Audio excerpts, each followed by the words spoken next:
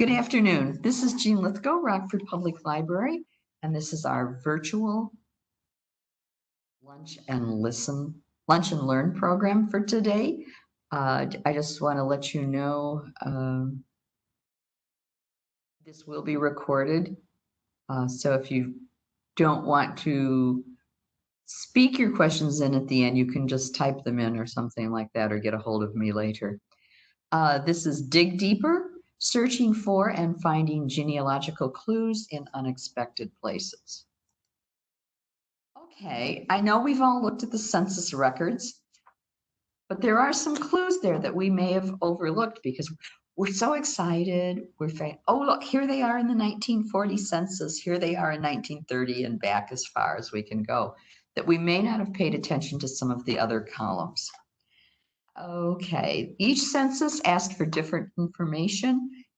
And basically, the 1790 to 1840 census will give you the name of the head of the household. Most of the time, that was a man. Sometimes a genealogist has a little bit of luck in that the man has died, the woman has not yet remarried, so she will show up as head of household.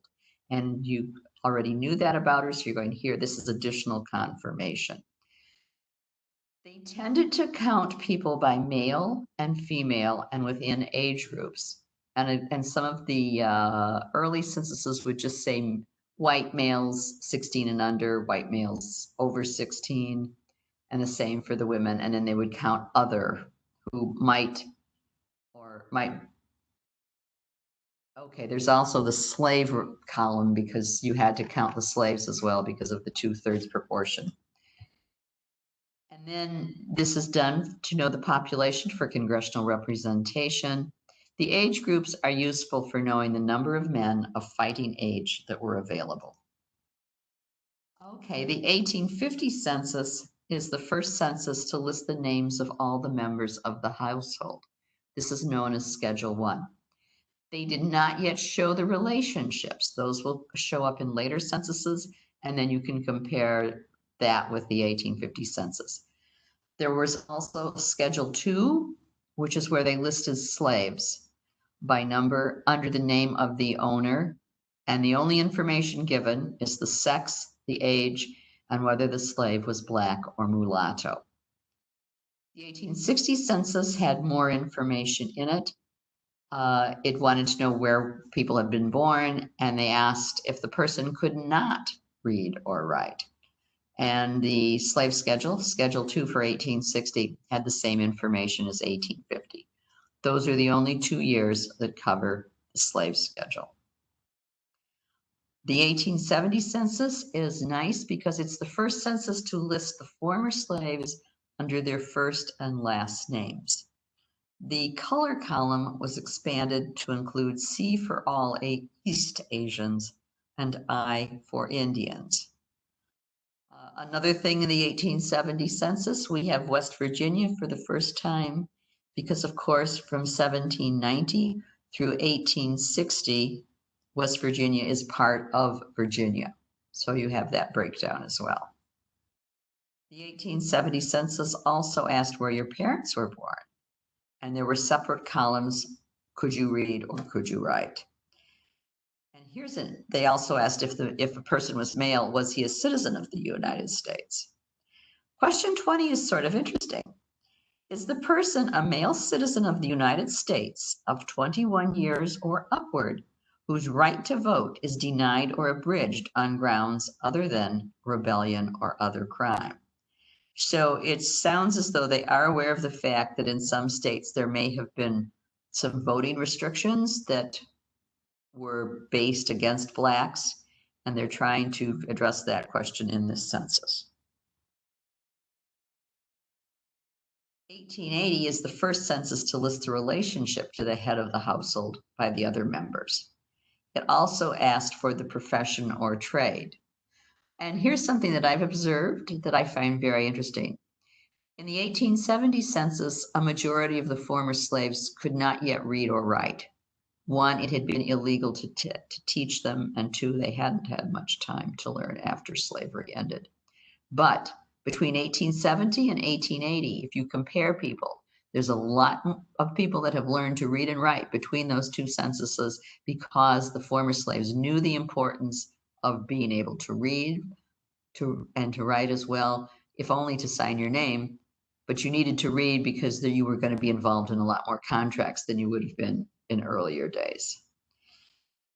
Well, the 1890 census also asked if the person had served during the Civil War and which branch, or if the widow's husband had served in the Civil War, and they were wanting to know both from the United States of America and the Confederate States of America. This is the first time the government asks how many children were born and how many are still living. The health categories were expanded. Some of the health categories use words that we probably don't use in the same way anymore if we use them at all. For example, there would have been a column or that they would have said deaf and dumb, lumping the condition into one column if one was an imbecile or whatever was the term they were using at that point. Unfortunately for us, most of the 1890 census was destroyed in a fire, 1922, 1923. So there's probably 7% of it left. And guess what? My people aren't in those 7%, but you might get lucky and find yours. Sometimes you have to use alternate sources, such as city directories. Sometimes you can get into tax rolls and things like that and find out where people are located. But that's something that makes none of us genealogists very happy at all. The 1900 census, again, is asking how many children were born and how many are still living. And if you immigrated, what year did you immigrate? How many years have you been in the United States? Are you a naturalized citizen?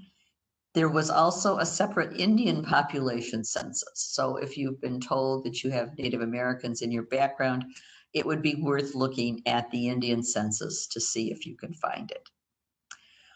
One of the ways you could access that and the other censuses, the other separate censuses that I'll go into in a little bit, is when you go into Ancestry and if you click on card catalog, some of you have heard this before, you get the page that asks for the title of the directory or database you're looking for, and it also offers you a keyword. Well, I would just type in keyword. I would type in like 1900 Indian census and click, and it should come up, and then you'd be able to go into the census and search for your people.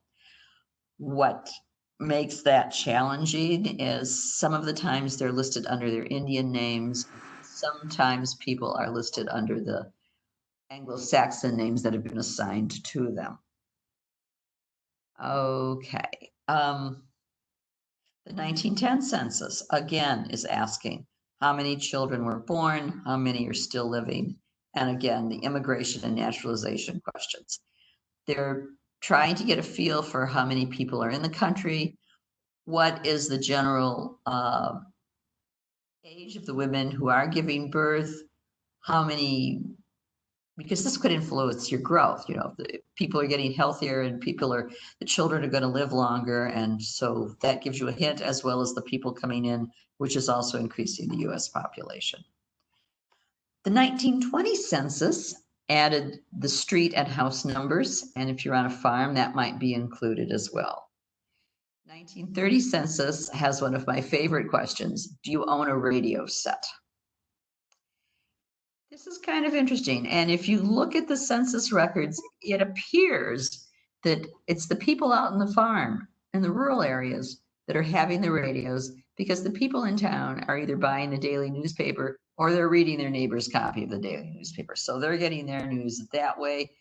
And the rural people are needing a radio to learn about things. Plus, you know, you're going to have the agricultural reports, you're going to have the weather reports, and they're going to need that to plan their day. Also, if the president, and in later years, President Franklin Delano Roosevelt certainly used the radio for his fireside chats as a way to get in touch with everyone in the country. So that was a pretty good question for the census. The 1940 census is the most recently released. They are asking not only where you were living the day of the census in 1940, but where were you living April 1st in 1935? Were you in the same house or the same place, which is not the same thing as the same house, and you could have been living in somewhere else altogether? And here's a question that shows again how history is influencing things. If you are 14 or older, do you have a Social Security card or not? Okay, Social Security starts in 1936. So they're going to need those Social Security cards to have any employers withdraw holding for the people working for them. 1940 also wants to know, are you a veteran? Then there was a separate housing questionnaire, which wanted to know the cost of your rent, your utilities. Did you have indoor plumbing? Or maybe you only had an outside privy, and on a cold winter's day, that's no fun. Do you have a well? So are you using well water, city water? And there were other questions as well. Censuses 1950 through 1990 had used both the population and housing forms. Now, as we know, there's a 72-year Privacy Act related to the census records. So 1940 is the most recently released census. 1950 is due out in April of 2022. I hope I'm around. I want to see my name on it. Census 2000 was the last long questionnaire. Census 2010 has 10 questions, and that, instead of all the other questions they used to ask on the censuses, there's an annual American Community Survey, which is sent to a small percentage of the nation every year, and they rotate households every year. So unfortunately, you're not going to get a snapshot of everybody's household every year, but you will get different parts of the country, perhaps, or different economic statuses. So I haven't seen those, but it'd be fun to see them.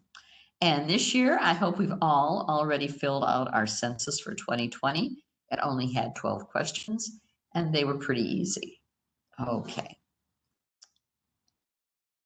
One of the things I wanted to mention, in the 1920 census, there might be some young married couples that were living by themselves and their parents are living somewhere else. Compare that with 1930, because lots of times either the younger family had to move in with their parents, or the parents lost their house and they had to move in with their children. So it's again a comparison of the boom times in the 20s with the way the Great Depression was. Okay, you also need to check for names and nicknames. There was a long time in history where the men were just listed by their initials. So I might find John Wesley Withrow under John W. Withrow, John Withrow without any middle initial, or JW. So I have to, if I don't find him under the one name, I might find him under another name. You want to look at the ages of people. Not everyone aged 10 years from census to census, and wives were expected to be younger than husbands. So every now and then there might be a couple of years shaved off.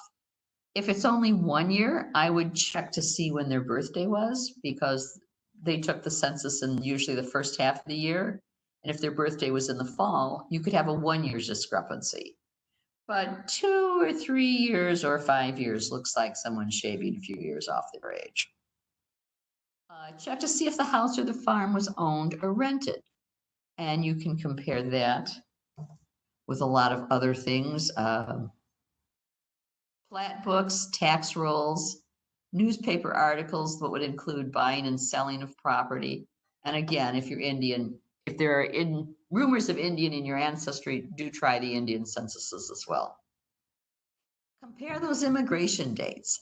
Sometimes the ship's manifest will say what day they arrived in harbor. You could say they came in at New York. You could go to the shipping pages of the New York Times on microfilm and see what's that they mentioned that the ship came in. It just gives you additional verification, and that's kind of fun. And also the naturalization papers as well. If you want to, you can go to the website on your screen, www.census www/history/www/through_the_decades/index_of_questions. This is a list of what questions were asked for each census. The Census Bureau's done a real good job with this part of it, as do they do with other parts as well. And they also often will have a section where they have the information for the enumerator, because the enumerator was given specific directions. So for example, you have an ancestor that was born in Prussia in, we'll say 1860-ish. Okay, in this by the 1880 census, Prussia is now part of Germany as a whole, thanks to Bismarck.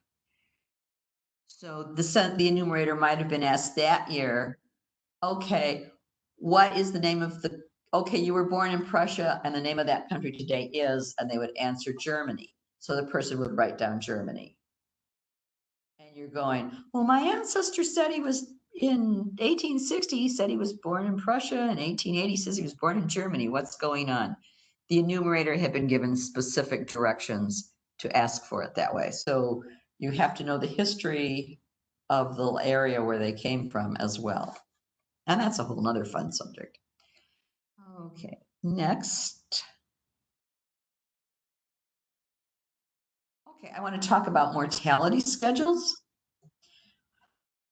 The federal government did mortality schedules for 3 years, or 3 censuses, 4 censuses, 1850 through 1880. They contain the records of those who died in the 12-month period before June 1st of the census year. And for some people, this may be the only civil record of a child. If, for example, in Illinois, they don't require death certificates until 1877. So you might not find anything. You might or might not find a burial record. There might or might not be something in a church record. And so if your ancestor was unlucky enough to lose a child between, say, June of 49 and June of 1850, this may be it. So from the genealogist's point, it's a good thing. For the parents of that child, it was a very sad event. Here, the 1880 schedule includes the defective, dependent, and delinquent classes of people. And it's kind of interesting that in this one, they break down both deaf or hearing impaired and whether or not they were able to speak, or as the term was then, would be considered dumb, which has nothing to do with their intelligence level. Just as in the expression, he was struck dumb, I couldn't answer. One of the other columns under dependent would ask if they were partially able to support themselves or not, because people can certainly do, people with disabilities can do many things, as we know, and went ahead and did what they could and worked around their disability. And then, of course, there's the delinquent classes. Now, the agricultural and manufacturing schedules were also done by the federal government. This is kind of interesting. It's going to be listed by the name of the farmer. It will include how many acres of land. Is the land improved or unimproved? So, which is really more of a way of saying, are you plowing that land or not? The value of the land. What animals did you have? You could have horses. You could have asses and mules, milk cows. You could have working oxen. You might have sheep, and you most certainly had swine. Almost everybody would have had at least one pig. And if you had several pigs, you might be able to sell some of them, sell them off in the fall, but I'm sure you kept at least one to eat through the winter. Some of the crops included wheat, rye, oats, Indian corn, which we just call corn, buckwheat, rice, and tobacco. So mixed farming was very much what you were doing in those days, and that's good, because if one crop failed, the chances are another one would survive and get you through the winter. The manufacturing schedules are kind of fun to look at too. They would include the dollar amount of capital and the wages paid out to their employees and the hours worked. And they also ask for a power source. Well, in some of them in Rockford, that's the Rock River, because of course, in the 1850s, the water power district was formed and built the dam, and they were using that for a number of years. And they also wanted to know what kind of tools were you making. Agricultural tools were being made in Rockford a lot when John H. Manny, excuse me, they're cousins, brought his manufacturing of agricultural implements to Rockford. The general feeling is that this is the beginning of Rockford as an industrial city, and it went on from there. So these are all things that would have been produced, and the census keeps track of that. Okay, come on. All right, yes, land records. There is a really fun website, glorecords.blm.gov. These are the government land office records maintained by the Bureau of Land Management.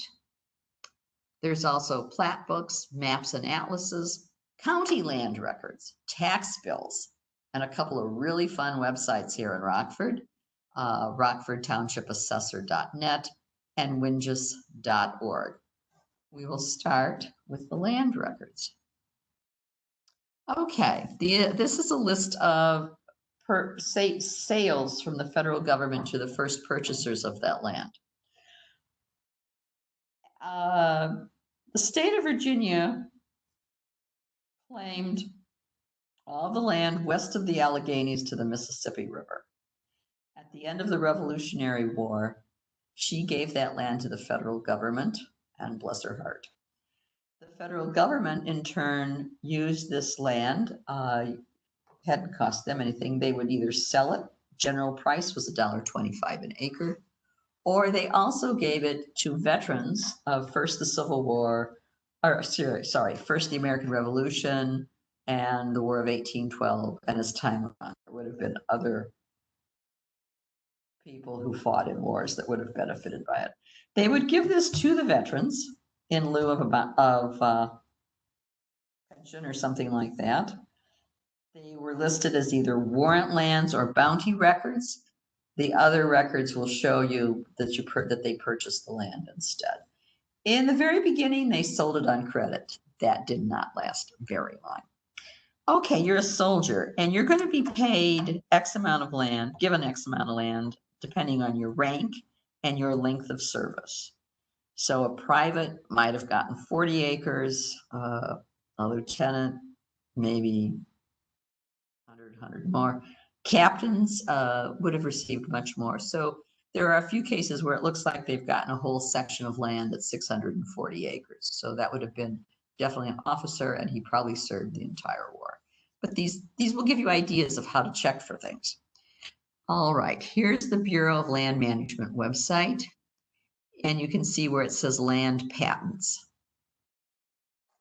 Okay, you want to click on that, and you get this screen. And I have already filled in the state of Illinois, the county of Winnebago, and I put in Thatcher Blake's name. As one of the 3 founders of Rockford, I do happen to know that he did buy a considerable amount of land over the years. And then you would click on Search Patents. Okay, this is a list of the land he bought from the federal government between 1844 and 1848. Some of them are listed as being next to the 4th meridian. I've got 2 from the 3rd meridian, which basically is Meridian Road, if you really want to know.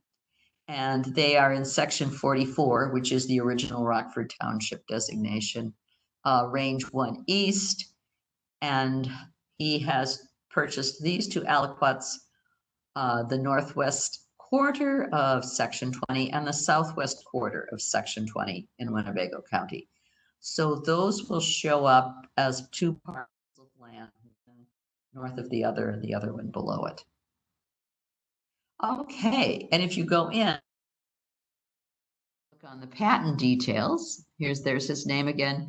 He had to go to the land office. That was not in Rockford, that was in Dixon. So we presume he would have gone during, most of the time you do go when the weather's decent for traveling, and that can be either a cold, clear winter day or maybe a nice summer day where you could walk down by the river to get there or something like that. And his is a cash entry deal, so he paid cash.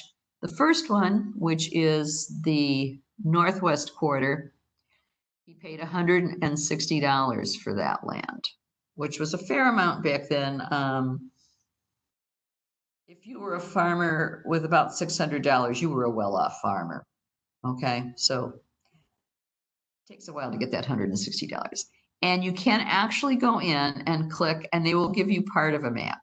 So here you can see State Street, and the smaller, darker orange circle within the lighter orange circle is the section. It's not the whole thing, but it does give you the section. Can't really get in much closer than that, but let's go on to the next one. Okay, and again, it shows these two. Oh, no, that was another one. There is a place where you can get a copy of the original land record. The Bureau of Land Management is happy to sell you a certified copy. Other people just cut and paste because they just want it for genealogical purposes. But it does show that the land was purchased by Thatcher Blake of Winnebago County. And it tells you the legal description, which again is that northwest quarter of section 20. And you go down, it says it's his and his heirs for perpetuity, except of course people sold the land off. Down at the bottom, it will give you a president's signature. No, it's not the president. It's one of his secretaries that did it. So don't get too excited. And then just for fun, the section here in the middle, which is from wingis.org, more later, the middle section is actually Ingersoll Golf Course. And the section immediately to the right of that, bordering on Springfield Avenue.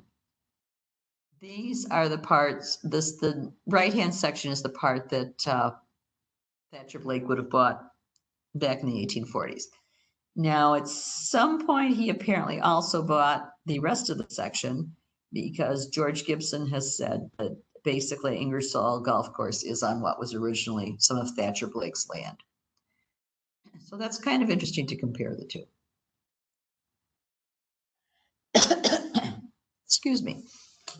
Okay, RockfordTownshipAssessor.net is a lot of fun. You can click on a property search. You can look up tax bills. You can look up your tax bills. You can look up your neighbor's tax bills if you want to. So let's say that you went in and clicked on property search. Now I have chosen the Brigs Mansion at 1244 East State Street. I did some research on it a few years ago when I was doing some information on how you would research your house. And I like using it as an example because it is no longer a private home. And so I'm not stalking anybody. Excuse me. So they give you the address, they give you who the taxpayer, and in this case, it is a business, Brigs Mansion LLC. The legal description is over there on the right-hand side, and they'll talk about section 44, township 44, range 1, and exactly what part of the section it is. And because it's in town, the lot number, in this case, it's on lots 9 and 10, and what they're using it for. Okay, the year the building was built, most of the time it says 1900, even if it's an earlier house. And I did call over to the township when they first opened up this database, and I said, I'm seeing a lot of 900. And she goes, yes, the date isn't always exact. Now, in this case, they've made sure the date was exact because it being built in 1863 is part of what makes it an historic house, and they want to know that as a selling point.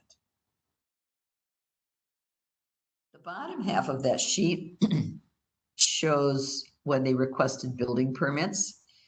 The most recent was in 2015, where they put a new roof on and it cost them $7,000. So you can find other material, other items listed and things like that on this. For some of the properties that are being demolished in Rockford, it will give you the demolition date. You can, from there, on some of the tax information, segue off into the Winnebago County Treasurers, and you can pick a tax year. I picked 2019, which is the most recent available. They give the owner of the mansion, they give the tax bill address. At the bottom half of the page, they'll say up there at the top, have they paid their taxes yet for the time period? And okay, I did this earlier this month. So the first tax isn't due till June 19th, and then the next one will be September, because you're always paying the tax for the year before. You also get the tax calculations, and they show if there's exemptions, if you're a veteran exemption, if you're a senior citizen, that also factors in. And then down at the bottom, you have the taxing bodies. Didn't have room for everybody, but I made sure that we got the library on there. And so when they pay their taxes, $235.89 goes to the Rockford Public Library. Okay, here we have Wingis, wingis.org, which is a wonderful website. You can go into it, you can search by address. You can also just click in till you get to where you're wanting to go. You can ask it to show street names or not, and it will also show you the boundaries of the properties. They do have a disclaimer that they're not saying this map is 100% legally correct, and for that you have to go to the legal documents. But you can see in the red here is the Brigs Mansion aerial view, and then that skinny bit, that's their driveway going down there. So that's what the land that's actually covered by in these descriptions. One of the things I like about Wingis is they tend to do their flyovers in December when the deciduous trees have lost their leaves. Google also has an aerial view, but because they tend to do theirs in the summertime, you may not get as good information. So, but it's just, you would use both databases depending on what you're doing. Okay. And why did that go back to that? Okay. This again is from Wingis. There's the parcel number up there, that 1122, etc. Again, I'm looking at 2019, and they're considered a business, so it's not considered a dwelling. It's not considered a farmland. Well, it is a dwelling because they give the assessed fee, but it's not a farmland and there are no farm buildings.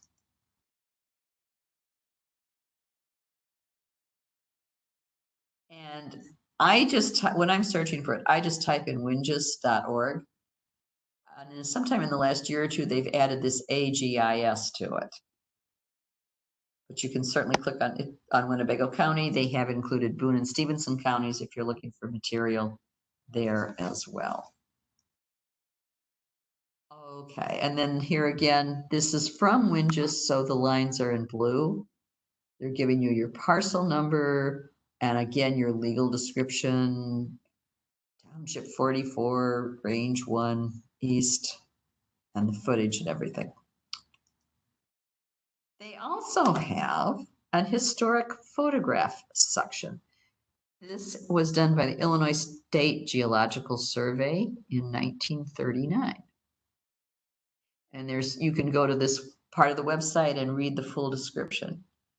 What it boils down to is where these little red dots are. You can click on those and you get a black and white aerial view, and you can enlarge it, I think, up to 1,000%.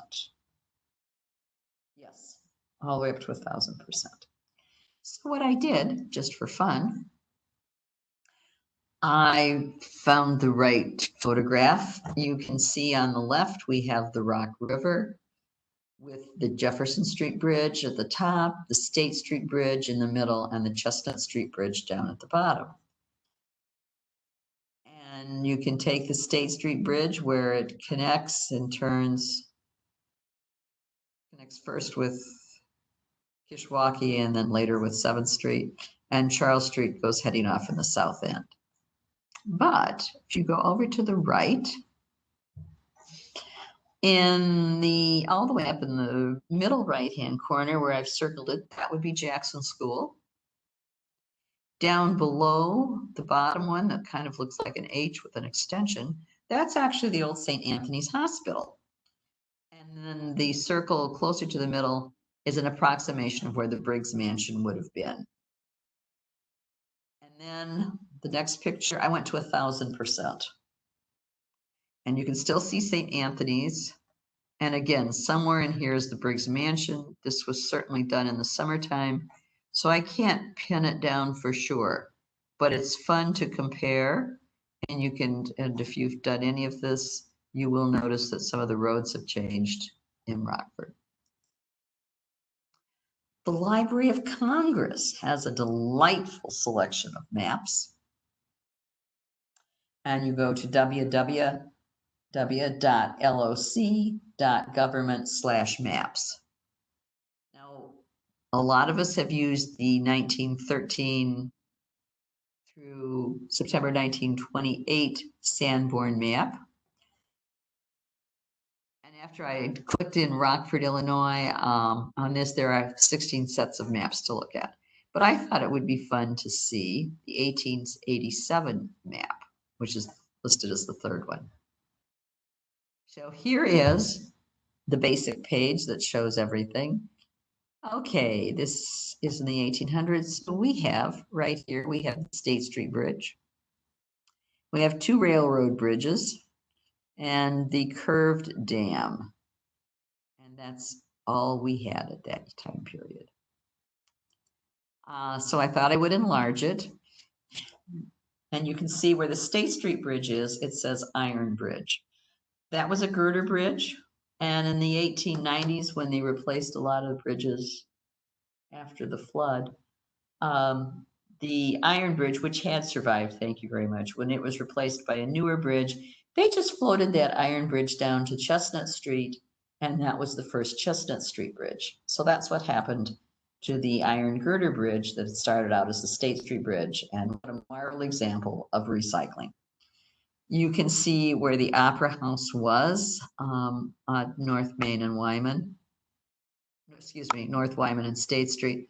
The block above where it says Gasworks, that's the 215 North Wyman Street, where the library building used to be. Because of the gasworks, that's why they're digging up soil and they'll be putting in the utilities and things like that before they rebuild the library. You can see where the Rockford watch case was. You can see where the courthouse was. So this is an example of some of the cool things you can find in maps.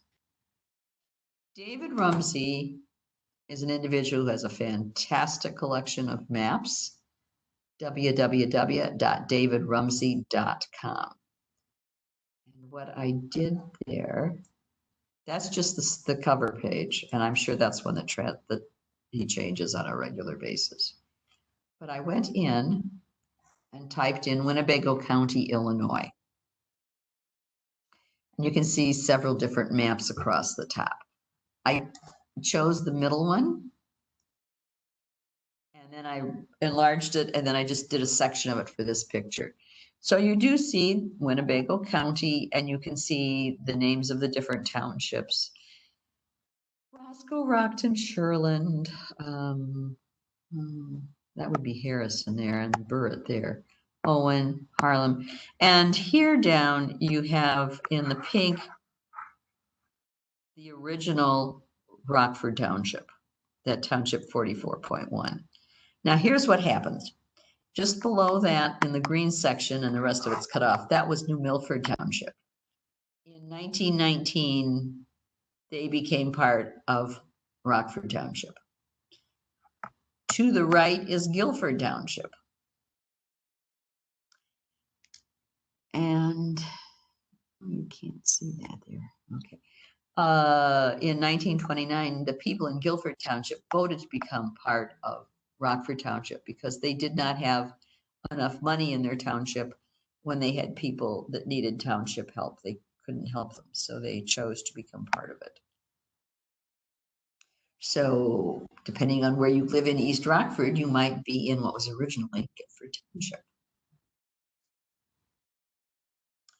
Okay, title abstracts are kind of interesting. They have the history of the sale of a specific parcel of land back to when the land was purchased from the government. Many of the abstracts in Winnebago County go all the way back to 1836, which is the year the county was formed. They would be for a large parcel of land, and over the years, as the land is being sold off, it follows the history of the land through its sales until it ends with a single city lot. One of the nice things, abstracts name both the buyer and the seller, and that can often mention the names of both spouses involved in the sale. I know we're pretty well used to the fact that definitely in the 1800s that women had very few rights, but very often they and their husband would both be listed as the sellers of the land. You can be listed as joint tenancy or tenants in common, and there is a legal distinction. Hello. Excuse me. Okay, here on the left is one of the abstracts that I used for the picture today. And it shows School Street and Johnston Avenue and Sober Avenue, and below it, what they call North Street. Well, that's Andrew Street today. So I compared that with Winges, and you can see across the top, you have the 6 city lots. Now then there's kind of a change, because here they just close, where the 6 is, they just show the single lot of land, which is the top one here. And then you have 1, 2, 3, where they have split up the 2 bottom sections a little differently, so that some of the houses do face on Andrews. It looks like they weren't originally set up that way. So you can compare those. People have found wills, copies of wills. This is an abstract. And let's see. And first page of that abstract. Okay. Teresa Roy, that's her married name. She was originally Teresa Lecuyer. She had been assigned some of the land under the float system. Okay, here's what happened.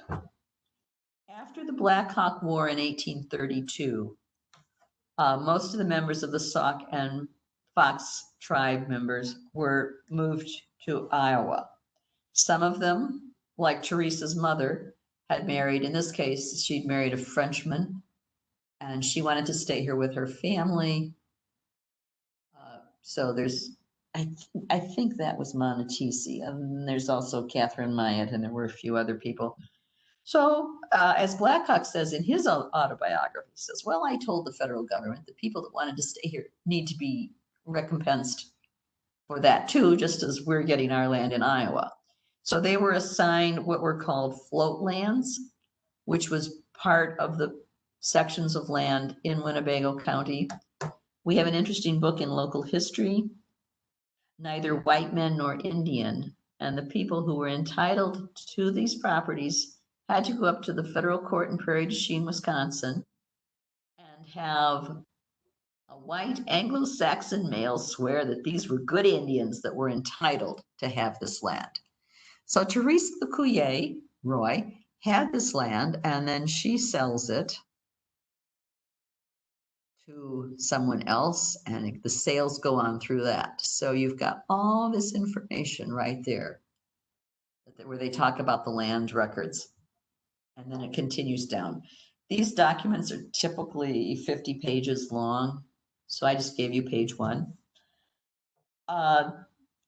Winnebago County no longer gives the householder a title abstract. I know my in-laws received one in 1972 when they bought their house. When my husband and I bought our first house in 1976, they were no longer doing it. So right there is the time frame for when they stopped doing them. You could certainly check with a title abstract company if you wanted to. I don't know what their charges would be, so please ask them first. And then we have lots of fun databases as well. Check out the site, see how far you can go for free. If it's a free site, like familysearch.org, and you like the way it's presented and it meets your needs and you are comfortable using it, then you can go ahead and sign up for it. If it's a paid database, sometimes you can do a certain amount of searching for free. Sign up for the newsletter for these paid databases. There's no charge for that. They will tell you what has been added to the database lately, and they often have free weekends. Recently, Fold 3 was free over Memorial Day weekend, so I checked for those ancestors who had served in the military. I did actually find 1 or 2 items that I hadn't seen before, so it was worth my time to look for it.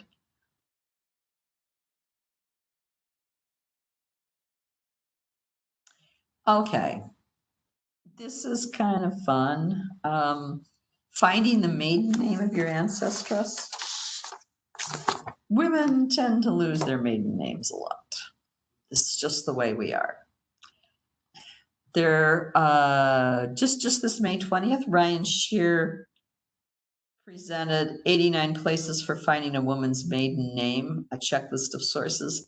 This is originally from William Dollarhide's book, and Ryan Shear posted this at genealogical.com. And I didn't put it in here because it is 2 pages, double column of places you can look for women's names. If you like, you can email it to me. You can email a request and I'll go ahead and forward that to you. It includes birth records, delayed birth records, histories, marriage applications, family Bibles, divorce records, death permits, funeral records. Cemeteries might have it. Might include the name of a father-in-law or something like that. Only in 1925, the Iowa State Census, which was the only U.S. census with the question maiden name of mother for every person listed. So if you have any relatives that were in Iowa for that 1925 census, which you should be able to find through Ancestry, take a look. It will either confirm the information you already know or surprise you. Any of the other Ancestry has a lot of way of looking for them. There are different collections out there, the Barber Collection for Connecticut, state archives, Sunday school records, probates, all the church records, of course. Medical records might show that. You may run into a problem that is only accessible to close relatives, so get the relative who's the closest to make that request. There's miscellaneous stuff, nursing homes, hospitals, soldiers' homes, things like that. Social Security applications should have a maiden name. Also, Social Security job history records. People can certainly write to the Social Security office and request information. I think there's probably an online version as well, and they will look it up for you. I think you need to expect a minimum of 6 to 8 weeks before they get to it, but that's okay. Could be on someone's draft record. Could be on a homestead record. Sometimes the immigration records will list it, sometimes it doesn't. Passport applications certainly should have it. And there may be other things. So this gives you a few places, and as I said, if you wanted to email that to me, that would also work.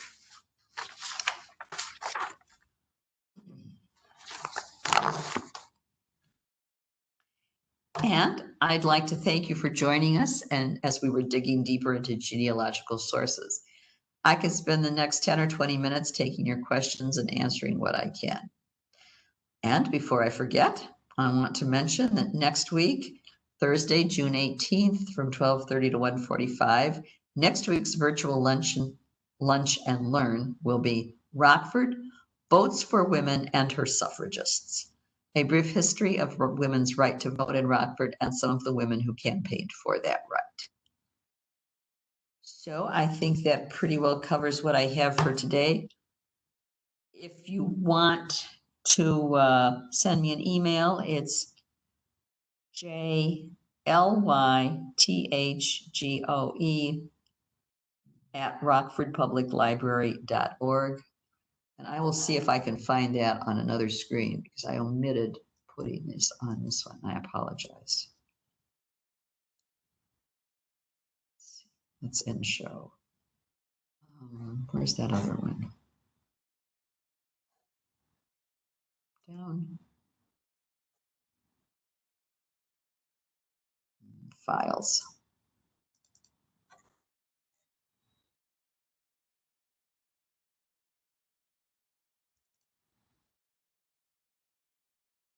Okay, should be on the last one for this one. Yeah, they're down at the bottom. jlithgow@rockfordpubliclibrary.org. Do you have any questions or anything you need to show you at Ancestry or something like that? Thank you, Jean. This was wonderful. Glad you liked it, Zoe.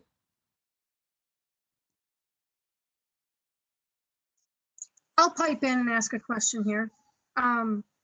I've been doing genealogy for a while, and thanks to DNA, I've been able to crack quite a few different brick walls. But I have a question. Do you know any way that would be able to find like birth certificate, if possible, in Ontario? What time period? Well, my uncle was born March 1st, I believe it was, 1923. My grandparents, it's quite a long discussion. Anyway, my great grandmother remarried to her second husband, and within 3 months of them marrying, he ran off with her 19-year-old daughter. Oh my gosh. I couldn't find them for years until I finally had my uncle do DNA, and I was able to piece it all together. Because there's no reason that we should share DNA with my great grandmother's second husband. So anyhow, they ran off and changed their names. They just took on new names, nothing, in the courts or anything like that. Just took random names on, and that was in Minnesota. They went right over the border to Emo, Ontario, which is just over the border from Little Fork, Minnesota. That's where my oldest uncle was born, but I cannot find his birth certificate or anything. I know that years later, when he came back, when they were down here in the States into Wisconsin, there was some problems when he went to go get Social Security regarding his birth certificate. So I don't know if his birth certificate stated their real names or if he had,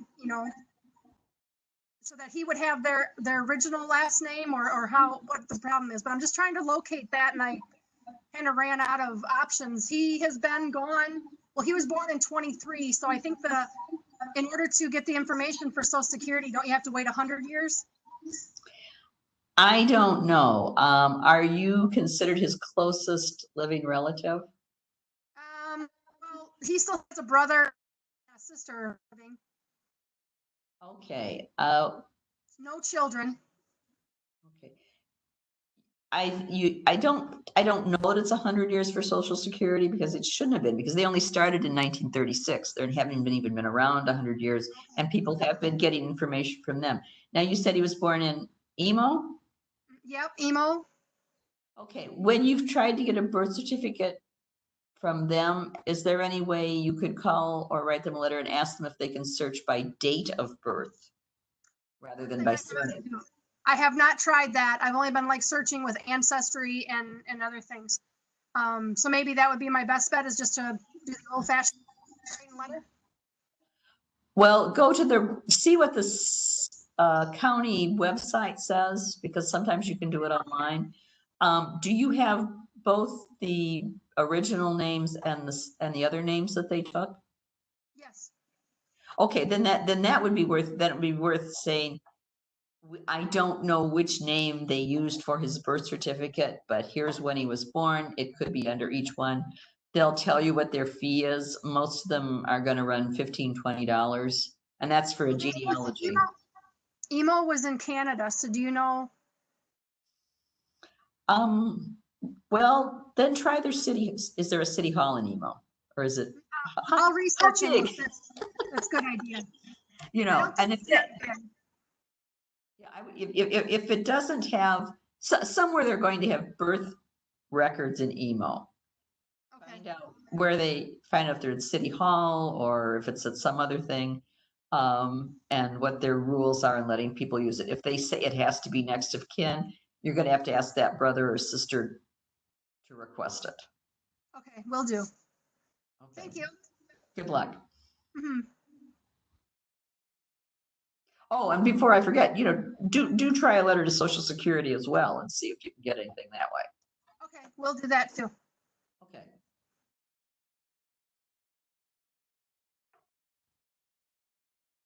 Any other questions today?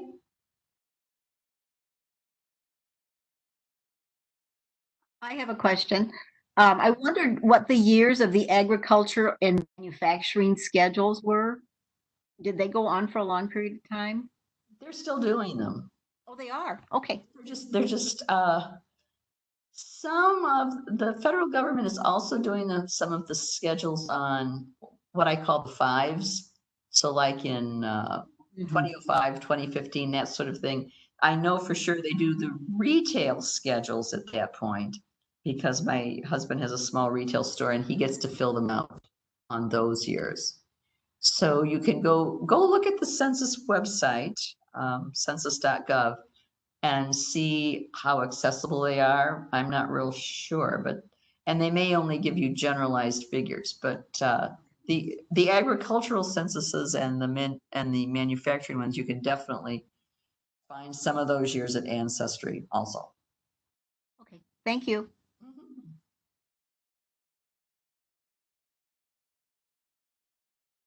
Another question?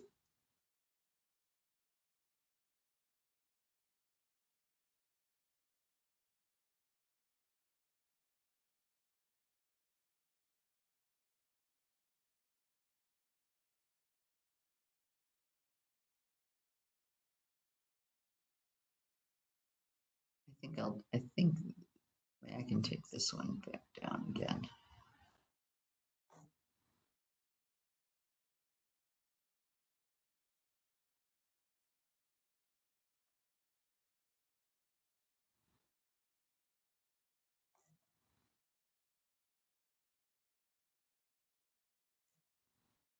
Back to this one.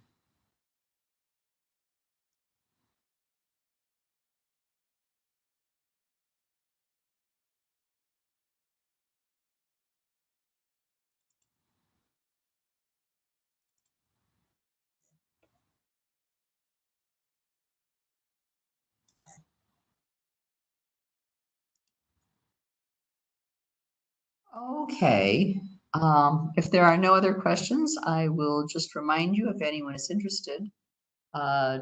Next Thursday, June 18th, I will be doing Rockford, Votes for Women and her suffragists, talking about when Rockford women first voted and things like that, and some of the women who worked for their right to vote. And that will be next Thursday, June 18th, 12:30 to about 1:45.